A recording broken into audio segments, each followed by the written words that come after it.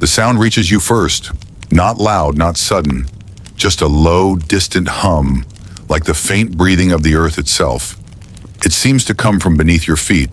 You pause and your mind tries to place it. Wind? A machine? No. It is too rhythmic, too alive. The farmhouse above your head creaks softly in the night, and the moon outside spills silver across the fields. But here in the cellar, that moonlight cannot reach. You stand at the mouth of a narrow stone tunnel, the walls damp with centuries of condensation, and you know, in your bones, that the stories were true. There were people living down here. Not now, not just yesterday, but for longer than anyone in the village has been alive. For as far back as the stories go, there has been a family, a tribe, that chose never to live above ground. Imagine a life without sky, a life where the idea of day and night exists only because your elders tell you it does. For them, the concept of morning is the moment a torch is lit. Evening is when it burns out. Their seasons are not marked by blooming flowers or falling leaves, but by the slow migration of rats, the change in the taste of underground water, the shifts in the stone's coldness as winter freezes the soil far above. Here in the deep silence, your ears sharpen. You begin to hear things others would miss. The trickle of a hidden stream, the faint tapping of footsteps many tunnels away, the subtle groan of wood in the beams that hold the earth at bay. Up above, life changed. The village sprouted its first church, then a school, then shops and paved roads. But beneath, time crawled. In these caverns, people slept in chambers, carved by their grandfathers' hands, cooked over fires fueled by driftwood dragged down from riverbanks in the dead of night, and raised children who might never once see a sunrise. They survived not out of fear of the world above, but because down here, they controlled their own world. Food was stored in pits cool enough to keep meat from spoiling.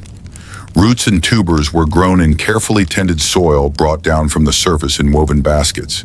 They hunted small animals, rabbits, badgers, foxes, by laying silent traps in the tunnels, and they knew every twist and turn of this underworld as if it were a second skin. And yet the villagers above always knew. Something was there. They spoke of missing tools, of sheep found dead without a sound, of shadows that seemed to flit past torchlight at the edge of the forest. At night, a few swore they could hear singing, low, slow, echoing in the soil under their beds. It was never the sound of joy, but the sound of memory. Lullabies passed down by mothers who had never known the stars. The entrance to their hidden world was no grand stone archway, no secret door in the woods. It was often a hatch in a barn floor or a trap door in the far corner of a cellar, so ordinary that no one thought to open it. And if you did, well, you'd be met by a rush of stale, cool air, and the feeling that something ancient had just become aware of you. A place where torches throw shadows that seem too big for the people holding them, and where the walls themselves seem to lean in, listening. Some say the tribe began as outcasts, a group exiled from the surface for reasons no one now remembers. Others whisper of a sickness that drove them below to escape the dying. The truth? It is buried here, along with the bones of their ancestors. What is certain is this: they survived here for so long, they became a part of the land itself. Every beam of wood in their underground halls is blackened by generations of smoke. Every stone in their tunnels is worn smooth by countless hands. This was their kingdom, a kingdom without sunlight, without rain, without seasons. And tonight, you will step inside it. As your lantern flickers, you hear it again, that low hum. Only now it's closer. You realize it's not the earth breathing, it's voices, dozens of them, chanting in a slow, steady rhythm. And then from deep in the dark ahead, two glints of light, eyes reflecting your flame. They are watching. They have always been watching. And in that instant, you understand. You did not find them. They allowed you to find them.